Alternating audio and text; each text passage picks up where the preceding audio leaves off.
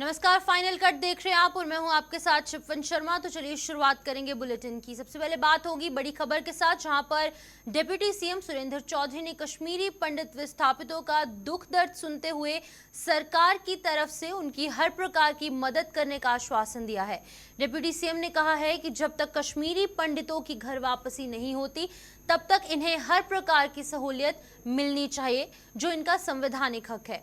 नगरोटा की जगती टाउनशिप में आज आयोजित एक कार्यक्रम के दौरान उन्होंने कश्मीरी पंडितों के मन की बात सुनी और उनके हर दुख दर्द से मुख्यमंत्री उमर अब्दुल्ला को अवगत करवाने की बात कही, ताकि इन्हें राहत मिल सके।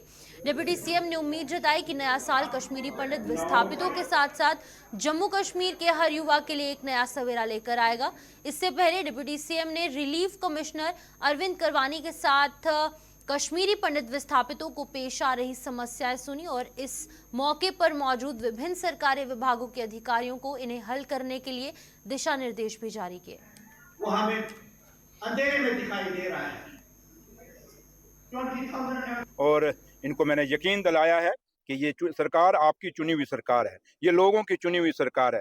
हम लोग कोई अपॉइंटेड या नॉमिनेटेड नहीं है, हमें लोगों ने चुन के भेजा है और इनके सवाल जायज़ है और इनको गुस्सा भी है, इनका गुस्सा भी हमने देखा है, तो लिहाजा इनका गुस्सा भी जायज़ है। बट दुख इनके अंदर है कि ये चाहते हैं कि हम अपने घरों में वापस जाएं, बट जब तक यहाँ पे हैं जो इनको सहूलतें मिलनी चाहिए, जो आईनी राइट इनके हैं, जो हकूक हैं, वो हकूक इनको मिलने चाहिए। अब ये वो दर्द इन्होंने यहाँ बताया कि कैंपों के अंदर रिपेयर रेनोवेशन नहीं हो रही, पानी की प्रॉब्लम है, हॉस्पिटल के अंदर प्रॉब्लम है और पेंशनों के बारे में प्रॉब्लम है, और सबसे बड़ी प्रॉब्लम इनकी जो थी वो ये जो फिक्रमंद है कि जो आने वाली नस्ल है, जो आज में इनका यूथ है और कुछ यूथ जो ओवर एज हो गया, उनका कहीं नौकरियों के लिए नहीं, कुछ नहीं है और घर भी नहीं है, एक एक कमरे के अंदर 10-10 बंदे रह रहे हैं। ये सारी चीजें इन्होंने अपनी मुझे बताई हैं और मैंने रिलीफ कमिश्नर साहब को भी कह दिया कि आप भी अपना एक बना लीजिए और जो इनकी कमेटी है उनको भी कहा कि आप एक मेमोरेंडम बना लीजिए। कुछ मेमोरेंडम मुझे इन्होंने दिए हैं, कुछ डिमांडें हैं, कुछ मैंने सुनी हुई हैं। तो लिहाजा मैं वापस जब उमर साहब कश्मीर में हैं, जब वापस आते हैं, मैं रिलीफ कमिश्नर साहब को भी साथ रखूंगा और कोशिश करूंगा कि इनकी कमेटी 2024 है, ये आज खत्म हो जाएगा शाम को और कल सुबह एक नया सवेरा होगा, एक नया साल चढ़ेगा। वो उसके लिए इन सबको मुबारकबाद देंगे और माँ वैष्णो देवी के आगे यही दुआ करूंगी कि माँ जब अगला साल जब चढ़े तो इन नौजवानों की आंखों में, चाहे वो कश्मीरी माइग्रेंट जो नौजवान हैं, चाहे वो जम्मू कश्मीर का कोई भी नौजवान है जो आज 10 सालों से बेरोजगारी के कारण कहीं ना कहीं खजल हो रहा है, उन नौजवानों की माँ मेरी मनोकामना पूरी करे, उन लोगों को रोजगार मिले और जम्मू कश्मीर में एक शांति आए। और जम्मू कश्मीर प्रदेश कांग्रेस ने कटरा के ताराकोट में रोपवे के निर्माण को लेकर जारी आंदोलन को लेकर सरकार के नजरिए की कड़ी निंदा की है। कांग्रेस पार्टी ने आरोप लगाया है कि सरकार कटरा में अराजकता का माहौल पैदा करने में कोई कसर नहीं छोड़ रही और उसकी कथनी और उसकी करनी में बेहद अंतर है। प्रदेश कांग्रेस के अध्यक्ष तारिक हमीद कर्रा ने जम्मू में आज एक प्रेस कॉन्फ्रेंस के दौरान बताया कि इस मुद्दे के हल के लिए सरकार एक तरफ सभी स्टेक होल्डर्स के साथ बातचीत का रास्ता अपनाने के बयान दे रही है और वहीं पर दूसरी तरफ वही लोग जेलों में बंद हैं जिनसे कि बातचीत की जानी चाहिए। कर्रा ने सरकार पर कटरा से जो गिरफ्तार किए गए लोग हैं उनके साथ अपराधियों जैसा व्यवहार करने का आरोप लगाते हुए उन्हें जल्द से जल्द रिहा करने और कांग्रेस पार्टी के नेताओं को कटरा जाने की अनुमति देने की मांग की, ताकि वो वहां के लोगों के दुख दर्द में शामिल हो पाए। बाइट नहीं हो पाएंगे तो उससे लगता है कि ये एटीट्यूड जो वहां पे बन रहा है ये एनार्की है जैसे पूरे जम्मू कश्मीर में इस वक्त। अब लोगों ने प्रोटेस्ट करना शुरू कर दिया। हर वो शख्स प्रोटेस्ट कर सकता है जिसको ये लगे कि उसकी पेट पे लात पड़ रही। तो आपने वैसे बंदों के साथ, उन लोगों के साथ में आपने एक्सप्लेन करना है। आज गवर्नर साहब इतनी देर के बाद बोलते हैं हम स्टेक होल्डर्स के साथ में बात करेंगे। किन स्टेक होल्डर्स के साथ में वो बात करेंगे? उन सारे स्टेक होल्डर्स को तो उन्होंने जेल में बंद करके रखा हुआ, आधे रियासी जेल में, आधे उधमपुर जेल में, और ऐसे इनह्यूमन तरीके से उनको वहां पे रखा हुआ है, अनहाइजीनिक कंडीशन में वहां पे रखा हुआ है। एक एक सेल जो कि 20 लोगों के वास्ते मुकर्रर की गई है उसमें 80-80 लोगों को उनको रखा हुआ है और क्रिमिनल्स के साथ में रखा हुआ है। क्या वो लोग क्रिमिनल्स हैं? क्या उनका हक नहीं बनता कि वो अपनी बात को एक डेमोक्रेटिक तरीके से उछाले? हम डेवलपमेंट के खिलाफ नहीं, लेकिन जायज बनता है कि अगर एक साइड से ऐसी डेवलपमेंट हो रही है जिससे आप टूरिज्म को बूस्ट दे रहे हैं, कम से कम जो स्टेक होल्डर्स हैं उनके साथ तो आप बात कीजिए। इसलिए हम फिर से रीइटरेट कर रहे हैं कांग्रेस पार्टी का स्टैंड कि जितने भी स्टेक होल्डर्स हैं उनके साथ में बातचीत होनी चाहिए, लेकिन उससे पहले जो लोग पकड़े गए हैं, जो लोग गिरफ्तार हैं, उनको पहले रिहा किया जाए, तभी आप स्टेक होल्डर्स के साथ में जायज तरीके से बात करेंगे। आप अपने नॉमिनेटेड लोग, उनमें से आप किसी को निकाल के कहेंगे कि ये स्टेक होल्डर्स हैं? नो। जो लोग गिरफ्तार हैं, चाहे वो घोड़े वालों की तरफ से हैं, चाहे दुकानदारों की तरफ से हैं, चाहे बारीदार वालों की तरफ से हैं, चाहे वो पोर्टर्स की तरफ से हैं, पिट्ठू वालों की तरफ से, उन सबको आप पहले रहा कीजिए और फिर उनसे बात कीजिए। अदरवाइज ये आपके कहने और करने में जो फर्क है, ये अब सब देख रहे हैं कि एक साइड से आपने स्टेटमेंट इशू कर दिया कि हम स्टेक होल्डर से बात करेंगे और दूसरी साइड से आप उनके ऊपर डंडे बरसा रहे हैं। आप, हमारी ये टीम बार बार वहां जाने की अटेम्प्ट की, समझ नहीं आ रहा है कि उन लोगों से बात करने के वास्ते सिर्फ कांग्रेस पार्टी को क्यों आप रोक रहे हैं? भारतीय जनता पार्टी ने एक बार फिर जम्मू कश्मीर की नेशनल कॉन्फ्रेंस सरकार पर लोगों के साथ वादा खिलाफी करने का आरोप लगाया है। भारतीय जनता पार्टी ने इस बार शिक्षा के क्षेत्र का हवाला देते हुए बताया कि सरकार ने शिक्षा व्यवस्था को और बेहतर बनाने और स्कूलों और कॉलेजों में सीसीटीवी कैमरे लगवाने का वादा किया था, लेकिन अभी तक ऐसा नहीं हो पाया। भारतीय जनता पार्टी की प्रवक्ता रजनी सेठी ने जम्मू में आज एक प्रेस कॉन्फ्रेंस के दौरान ये आरोप लगाते हुए कई अन्य मुद्दों का हवाला देते हुए भी सरकार को कटघरे में खड़ा किया। भाइयों को मेरा नमस्कार और बहुत बहुत धन्यवाद। आपने कहा था कि वो हर स्कूल में, कॉलेज में, गवर्नमेंट कॉलेजेस में कहीं ना कहीं सीसीटीवी की इंस्टॉलेशन करेंगे, अभी तक नहीं हुई। आपने कहा कि वो इंफ्रास्ट्रक्चर को स्ट्रांग करेंगे, चाहे वो ग्रामीण क्षेत्रों के स्कूल हो या अलग अलग स्कूल हो। आज मैं एसडी साहब का भी धन्यवाद करना चाहूंगी। उन्होंने 2 छुट्टियां कहीं ना कहीं, जो पिछली बार भी कैंसिल थी, इस बार भी एज इट इज वो कैंसिल्ड ही हैं, क्योंकि कहीं ना कहीं एनसी सरकार लगातार उन छुट्टियों के नाम पर आपसी भाईचारे को खराब करने की कोशिश करती थी। तो एलजी साहब ने दिखा दिया कि जम्मू कश्मीर में आपसी भाईचारे के साथ कोई समझौता नहीं होगा। दूसरी बात मैंने एनसी सरकार से की है कि 370 को खत्म हुए अब 5 साल से ज्यादा हो गए हैं।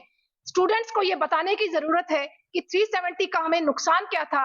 अब उन्हें एजुकेट करने की जरूरत है। जो उनको गलत बताया जाता था कि 370 हमारे लिए जरूरी है, उनको बताने की जरूरत है कि 370 के कारण अलग अलग समाज के लोगों के राइट्स खत्म थे जो अब मिले हैं। मुझे लगता है कि 13 जुलाई की सच्चाई भी उनको बतानी चाहिए कि 13 जुलाई की छुट्टी जो आप लोगों ने घोषित की थी, चाहे आप लोगों ने क्या प्रोपेगेंडा कश्मीर में चलाया था, तो वो सच्चाई स्टूडेंट्स को जानने की जरूरत है, क्योंकि जम्मू कश्मीर अब भारत का अभिन्न अंग है और यहाँ के स्टूडेंट्स का राइट बनता है कि हर स्टेट के साथ कंधे से कंधा मिलाकर काम करें। तो इसके लिए एनसी सरकार में आई है और स्टूडेंट्स के वेलफेयर के लिए उनको काम करने की जरूरत है। एक आखिरी में बात करना चाहूंगी, उन्होंने सेशन चेंज किया है, विंटर जोन का सेशन उन्होंने नवंबर कर दिया है। मेरा उनसे सवाल कि जून के जो एग्जाम्स नेशनल लेवल के होंगे तो वो बच्चे किस तरीके से देंगे? जब नवंबर में उनका सेशन खत्म होगा तो उसका मतलब 6-7 महीने का गैप पड़ेगा, बच्चे का क्या बढ़ जाएंगे, जहां जम्मू कश्मीर के दूरदराज के सीमावर्ती इलाकों में महिला सशक्तिकरण को लेकर सेना द्वारा छेड़ी गई मुहिम जोर पकड़ती जा रही है। इसी मुहिम के तहत सेना द्वारा सीमावर्ती मेंढर के हरणी इलाके में रहने वाली बच्चियों को कंप्यूटर कोर्स करवाया जा रहा है, जिसकी आज शुरुआत हुई। सेना द्वारा 1 महीने का ये कंप्यूटर कोर्स ऑपरेशन सद्भावना के तहत करवाया जा रहा है, जिसके समापन पर सर्टिफिकेट वितरित किए जाएंगे ताकि ये कोर्स करने वाली बच्चियों को रोजगार के साधन मिलने पर वो आत्मनिर्भर बन सके। ये कोर्स कर रही बच्चियों के साथ साथ अन्य लोगों ने भी इसके लिए सेना का तहे दिल से आभार व्यक्त किया है। सबसे पहले तो आर्मी वालों का बहुत बहुत शुक्रिया कि उन्होंने हमारे लिए ये कंप्यूटर कोर्स का 1 महीने का कोर्स रखा। इसका हमें सर्टिफिकेट मिलेगा, डे बाय डे हमें कंप्यूटर की एजुकेशन मिलेगी, मुख्तलिफ़ तरीके से हमें ये सीखने को सिखाया जाएगा। तो बहुत बहुत शुक्रिया इनका। हमें इनका सर्टिफिकेट मिलेगा, हम आगे हमें इसकी बहुत सारी मदद मिलेगी, हम आगे कुछ भी कर सकते हैं। दिन ब दिन टेक्नोलॉजी का दौर आ रहा है। यहाँ सद्भावना की तरफ से वुमेन के लिए जो है यहाँ पे रखा गया कंप्यूटर कोर्स दिया गया, जिसमें 10 वुमेन है, उनको कोर्स दिया गया सिखाने के लिए। हम पूरी कोशिश करेंगे उनको सिखाने के लिए, बहुत बेनिफिट होगा, उनको सर्टिफिकेट मिलेगा, उनको एक नॉलेज इंप्रूव होगा।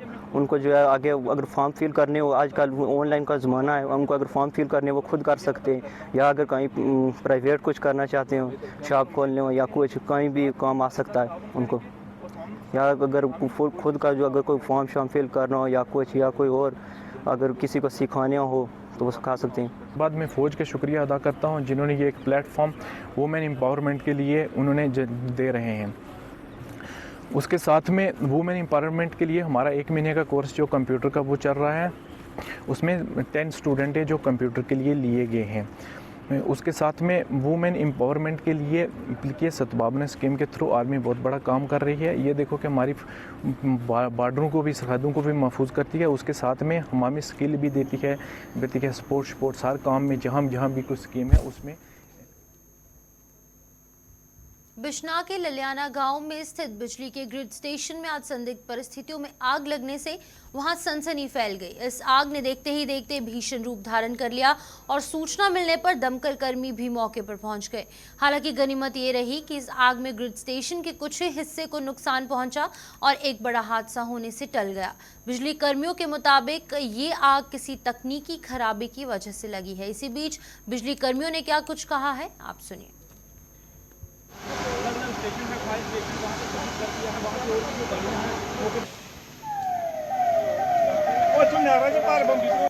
गल कक्ख नहीं है, फाल्ट आया सुहागपुरा पर तो वो कन्नै गै अग्ग पेई जानी कि पैह्लें साढ़ा उद्धर सड़ी इंसुलेटर ते ओह्दे बाद इद्धर पेई जानी।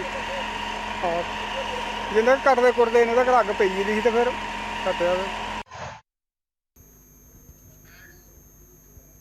कटरा में रोपवे को लेकर जारी आंदोलन के समर्थन में जम्मू के वार्ड नंबर 56 में आज लोगों से शांतिपूर्वक तरीके से उन लोगों ने जो है वो प्रदर्शन किया है।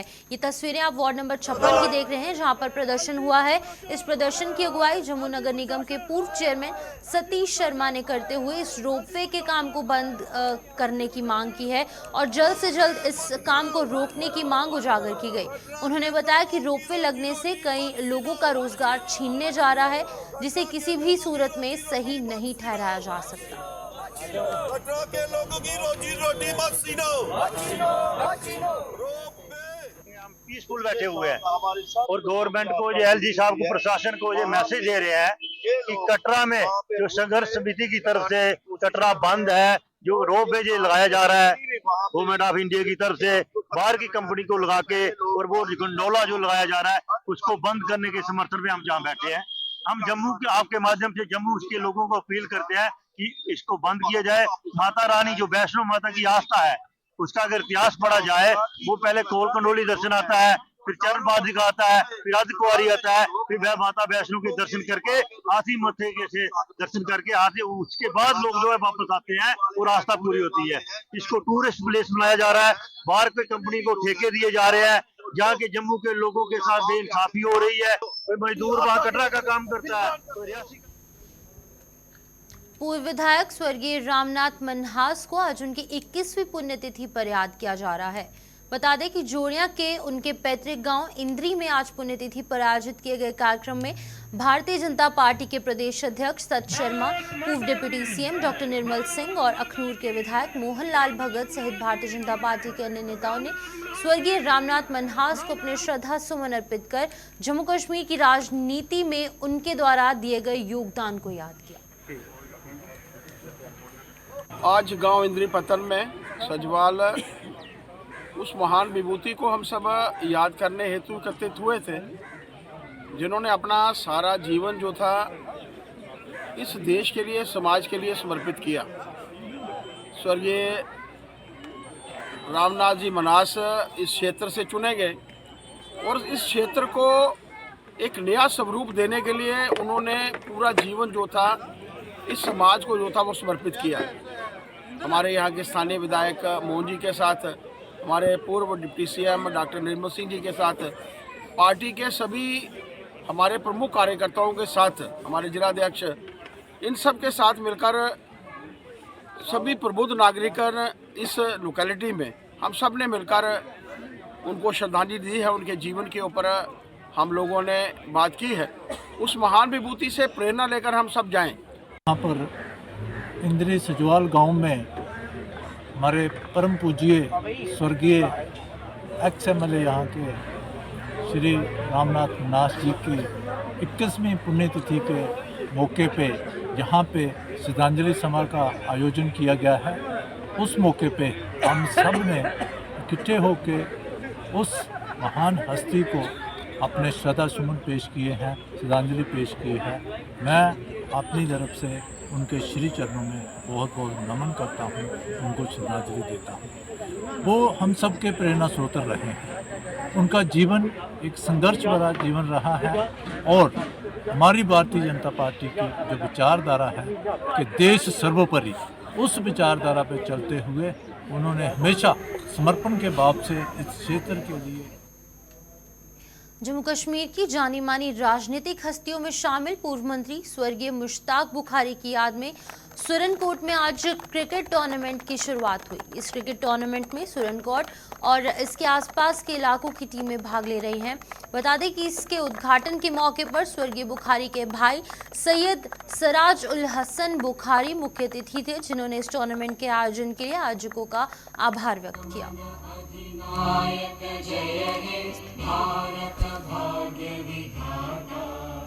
पंजाब सिंध गुजरात मराठा जय हे। आज के मेहमान सबसे पहले तो मैं जो ऑर्गेनाइज़र हैं उनको मुबारकबाद देता हूं। ये बड़ी खुश आइन बात है कि ये टूर्नामेंट जो आप लोगों ने पिछले 5-6 महीने से जो चल रहे हैं, ये मेरे ख्याल में गालबन तीसरा टूर्नामेंट है जो बुखारी साहब के नाम पे हो रहा है, उनकी याद में। चूँकि बुखारी साहब बजाते खुद एक प्लेयर भी रहे, उस वक्त ऑलराउंडर वो रहे क्रिकेट में। उन्होंने स्टार्ट किया 1970 में, यहाँ टूर्नामेंट होते थे। तो ये खेल कूद जो है, स्पोर्ट्स जो है, इंसान के अंदर प्यार, मोहब्बत और हमदर्दी का जो है एक भावना जो है उसको जगाते हैं। तो मेरे ख्याल में ये बड़ी अच्छी बात है। जैसा कि आप सब जानते हैं कि सैयद मुश्ताक अहमद बुखारी साहब एक शख्स नहीं, एक बहुत बड़ी शख्सियत थे। उनकी याद में आज यहाँ पहला ओपनिंग यानी टूर्नामेंट का पहला मैच करवाया जा रहा है। और ये पहले भी इस तरह से बहुत सारे मैच उनके नाम पर करवाए गए। एक टूर्नामेंट वहाँ वॉलीबॉल का करवाया गया सिटी मिडिल स्कूल। आज उनके नाम पर यहाँ मिनी स्पोर्ट्स स्टेडियम में ये ओपनिंग मैच हो रहा है उनके नाम से। तो ये बहुत बड़ी पैमाने पर ये मैच करवाया जा रहा है।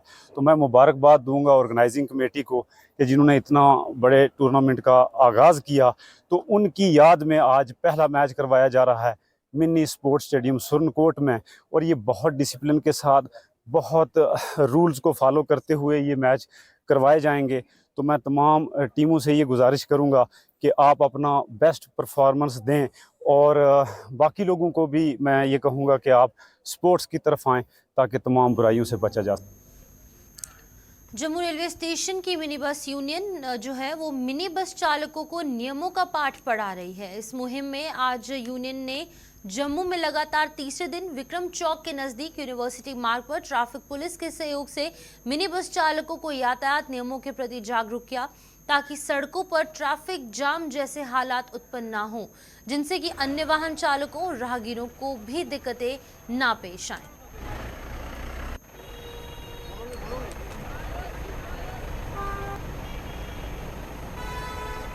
और यहाँ से आगे जो ये पीली पट्टी डाली है, यहाँ से आगे आपने रुकना नहीं है, अपनी गाड़ी एकदम निकालनी है। यहाँ से आगे आवाज़ नहीं मारनी है, सायरन नहीं बजाना है, ना सवारी बिठानी है। यहाँ से आगे अपने स्टैंड पे सवारी भर के सीधे चले जाओ और गलत जगह में ब्रेक नहीं लगानी है।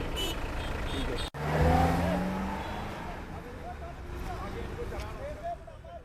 हमें चलान से कैसे बचना, अपने सिस्टम को कैसे चलाना है। जैसे कि गाड़ी बाहर से निकलती थी तो यहाँ पर आम जाम लग जाता था, किसी कार भी फंस जाती थी, स्कूटी भी फंस जाती थी। तो इन्होंने ये जो ट्यूब ना बाहर से बंद कर दी, सारी गाड़ी जितनी भी अंदर से आएगी, अंदर से भी एक ट्यूब में चलेगी, जिसको गाड़ी फुल हो जाती है और यहाँ से निकालेगा चला जाएगा। मतलब अच्छा सिस्टम चल रहा है। तो ये हम सबको समझा रहे हैं। देखिए हम हमारे चलान भी यहाँ बहुत हुए, फिर हमने ये देखा कि चलान क्यों हो रहे हैं हमारे। तो ग्राउंड लेवल पे चल के देखो, फिर जब हम ग्राउंड लेवल पे देखा तो गलतियाँ तो हमारी गाड़ी वालों की थी हैं। अगर कोई गाड़ी टेढ़ी लगा देगा, किधर लगा देगा, जाम लगेगा तो चलान तो होंगे ही। फिर जब मतलब ये आज तीसरा दिन है, बिल्कुल स्मूथ चल रहा है काम, कोई चलान नहीं हुआ, कोई कुछ नहीं हुआ। एसओ साहब जो है, ये स्टाफ जो है इतना काम कर रहा है, सारा दिन यहाँ पर खड़े रहते हैं। तो हम इनके भी सराहना करते हैं कि इन्होंने बहुत अच्छा टाइम मतलब अच्छा काम किया कि एक अंदर से गाड़ी निकाली। अब जहाँ आप देख सकते हैं कि विक्रम चौक पहले क्या हाल था, अब क्या हाल है, बहुत स्मूथ चल रहा है काम।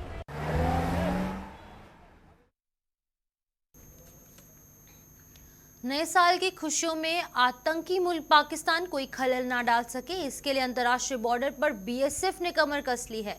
बात करें अगर बीएसएफ के जम्मू फ्रंटियर की, तो बीएसएफ ने सीमा पर गश्त बढ़ा दी है। कड़ाके की सर्दी और कोहरे की परवाह न करते हुए बीएसएफ की वीरांगनाओं ने भी मोर्चा संभाल लिया है, जो अपने पुरुष सहयोगियों के साथ कंधे से कंधा मिलाकर दुश्मन की हर हरकत पर नजर रखे हुए हैं। कठुआ से लेकर अखनूर तक अंतर्राष्ट्रीय बॉर्डर के अलावा एलओसी यानी कि लाइन ऑफ कंट्रोल पर भी सुरक्षा बल पूरी चौकसी बरत रहे हैं, ताकि दुश्मन का कोई भी मंसूबा कामयाब ना हो पाए। थरथराती दिसंबर की सर्दी, चारों जाबाज जवानों के साथ मैं यहाँ आरएसपुर सेक्टर्स में ये साल भारत सुरक्षा कर्मियों के साथ